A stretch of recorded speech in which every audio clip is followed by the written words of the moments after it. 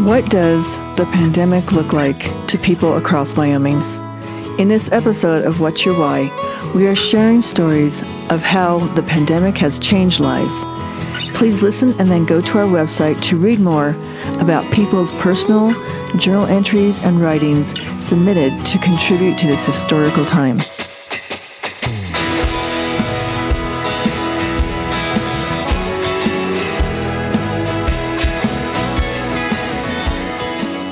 This is Wyoming Pandemic Stories, and today we're talking to Scott Henkel. Scott, tell us how the coronavirus has affected your life and your work. Oh my goodness. Oh my goodness. Oh my goodness. So I'm a prof at the University of Wyoming, and I am the director of the Wyoming Institute for Humanities Research. And at mid-semester is when we had to change everything. All of our classes went from being in-person to online, and that just required a wholesale change in everything that we do. I've been a teacher in various ways, maybe for about 2.5 decades. And I have developed ways of teaching over those years, and not everything, but a lot of that has just been upended in the past weeks. But as the director of the Research Institute, we do public programming that previously was on campus, lectures and events and readings and workshops and all sorts of ways to share the teaching and research that happens at the university with the public writ large in the States, country, and around the world. And in the past, 3-4 weeks, we've had to retool all of that programming so that it's all online, rearranging speakers, figuring out what works in a virtual format, what doesn't work in a virtual format. But here's the thing. While it's all very hard, the values of public education, the values of sharing our knowledge with the public and listening to what they say about it, the conversation between what happens in the classroom or what happens in the laboratory, what happens in the library, and people in the world, those vital conversations back and forth are what drive our public engagement. And much of that, I'm proud to say, still exists in this new format. It's virtual, it's via Zoom or whatever, but I'm super proud that even in this much changed world, we're still able to serve the public. I'm very proud of that. There's a poem that a couple of friends have sent to me that I think really, it has really helped me to think about this changing world and what it is to do. The poem is called To Be of Use, and it's by Marge Piercy. The people I love the best jump into work head first, without dallying in the shadows, and swim off with sure strokes almost out of sight. They seem to become natives of that element, the black, sleek heads of seals bouncing like half-submerged balls.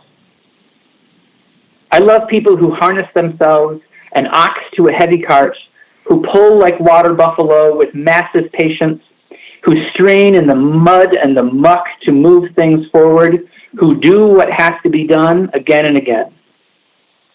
I want to be with people who submerge in the task, who go into the fields to harvest and work in a row and pass the bags along, who are not parlor generals and field deserters, but move in a common rhythm when the food must come in or the fire be put out.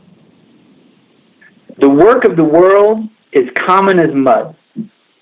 Botched, it smears the hands, crumbles to dust. But the thing worth doing, well done, has a shape that satisfies, clean and evident. Greek amphoras for wine or oil, Hopi vases that held corn are put in museums, but you know that they were made to be used. The pitcher cries for water to carry, and a person for work that is real. That was wonderful. Okay, thank you. Thank you.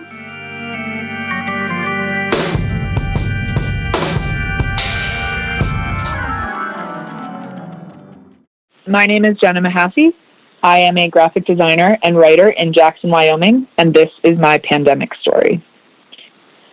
So I guess when this all kind of like broke loose, and really I think the day that it hit for me was when we were watching the news and Trump had announced that the borders would be closing between Europe and the U.S. And I actually had a friend who was planning on going on a ski trip, and he was sitting with me kind of watching this like, oh shit, like I have to unpack my bags. And he was literally scheduled to leave in like, the next day. And I think that was maybe Wednesday. And on Monday, everything had sort of shut down. And on Sunday, we had, seen the resort shut down after 17 inches of snow. And it really started to hit then. And as someone who is self-employed, my first reaction was that I might be okay, right? Because I work remotely already. Like I have a desk set up with everything that I need, and, I have my workspace dialed, and I'm pretty comfortable working from home. One thing that I did not necessarily expect were to have, a fair number of clients not necessarily say like, hey, we're not going to do this anymore, but more just put a hold on projects, right?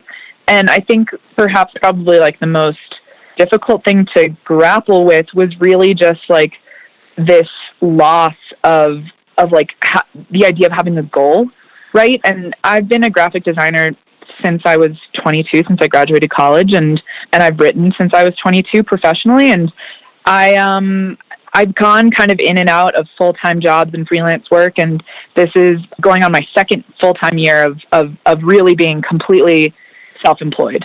And I really did want to, I had a really great first year, and I wanted to kind of knock it out of the park in terms of, how much I was making and the work I was doing and the projects that I was getting. And I think that was a hard thing to grapple with, was that goal is probably, things are better now, but that goal wasn't necessarily going to happen.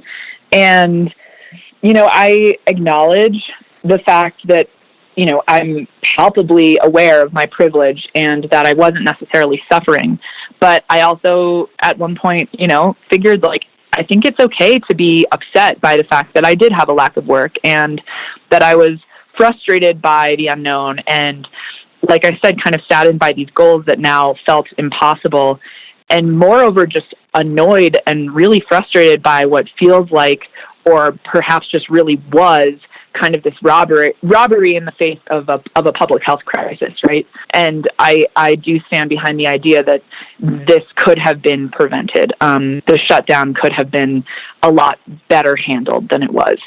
And basically, I kind of like approached it with this idea that like, all right, there's comfort in solidarity. Like at least like there are so many other Americans that are unemployed and are still unemployed. There are plenty of freelance creatives who are feeling the wrath of what's going on just as much, if not harder than I am. But,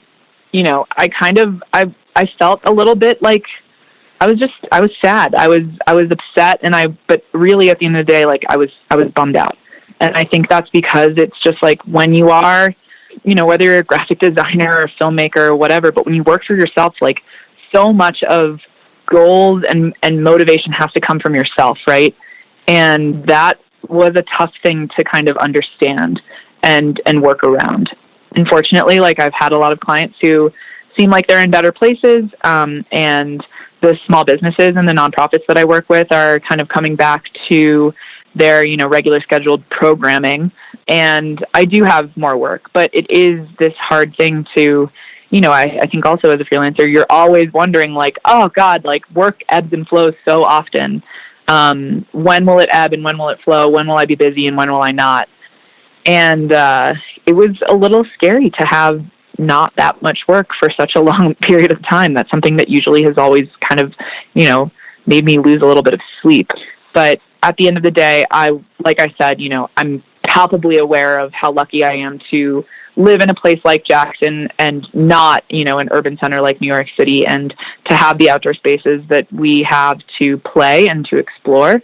And I think, I've got a PPP loan, which was great. And, we had government funding, and I volunteer with Whole Food Rescue. So I kept my days fairly busy. And I think, at the end of the day, like, it really could have been a lot worse than it was.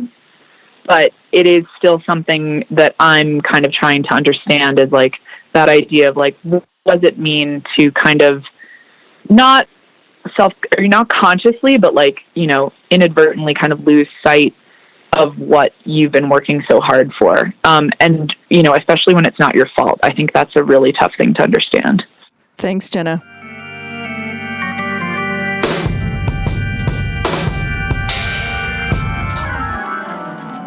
My name is Joanna Kale. I am the executive director of the Wyoming PBS Foundation. I'm a mom and a wife in Lander, Wyoming, and here is my COVID-19 story.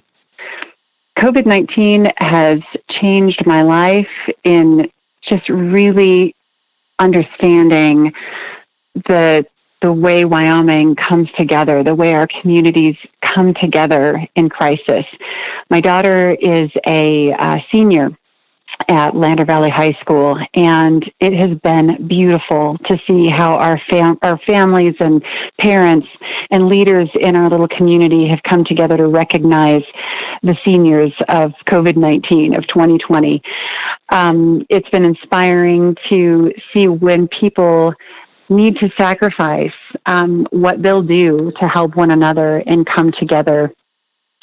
We've put together these banners on Main Street. We had a fantastic parade for our kids, and we're about to do a celebration with a big fireworks show and a graduation. I think it's just been incredible to see what Wyomingites do when we are called in these sorts of crises to come together. I guess that's how it's changed my life in a way to know that we can sacrifice. It's terrible what our poor state, it breaks my heart what our poor state is going through right now. But I really have faith that we're going to come out of this. I have faith that we're going to do even better next year. We're going to conquer this, and we're going to be stronger for it.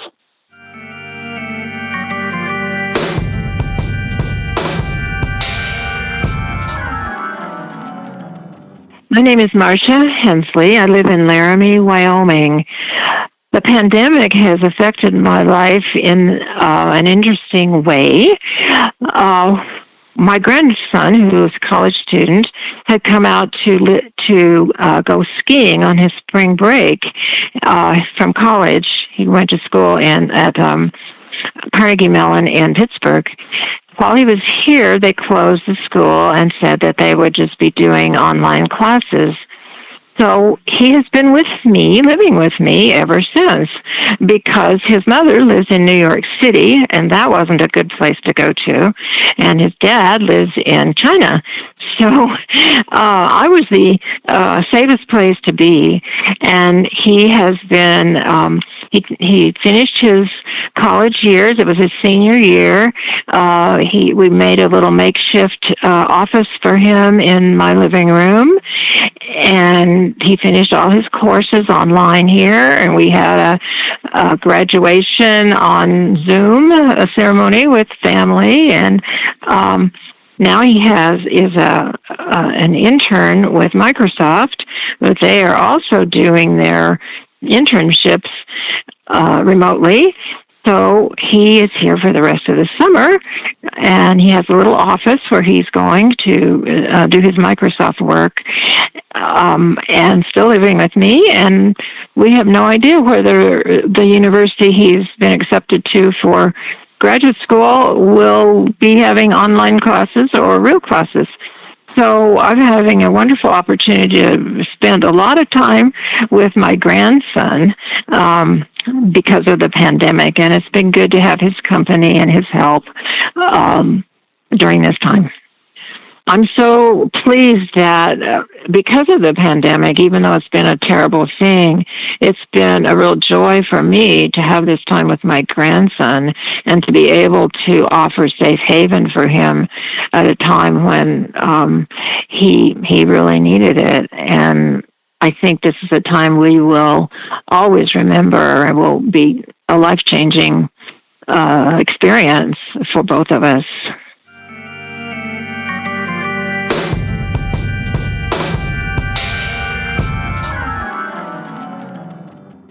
This is Stephen Lotrich.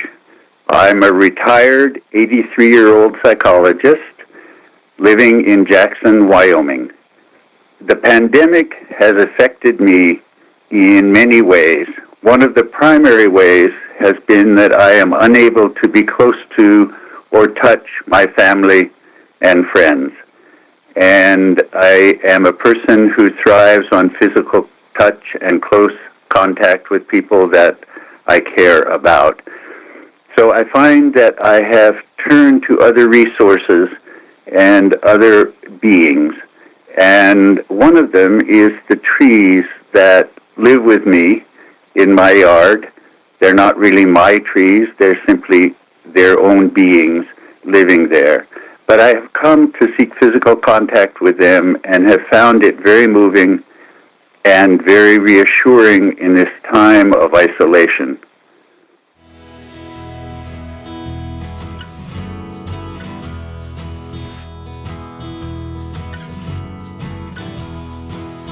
Thank you for joining us for this episode of What's Your Why? Brought to you by Wyoming Humanities with support from Wyoming Community Foundation and generous supporters like you. To learn more, go to thinkwhy.org, subscribe, and never miss a show.